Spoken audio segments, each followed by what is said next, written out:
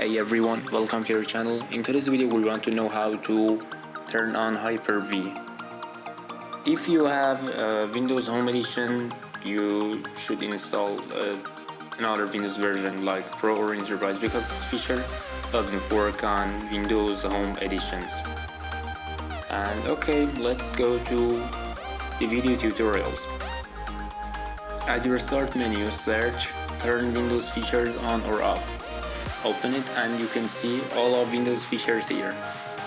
Hyper-V is here, you can enable or disable it. And other Windows features like, for example, Windows Sandbox or Windows Subsystem for Linux, they are all available here. And after a restart, all the changes will be applied on your computer. If you liked our video, like it, comment below, subscribe and hit the bell icon for more. Goodbye to another video.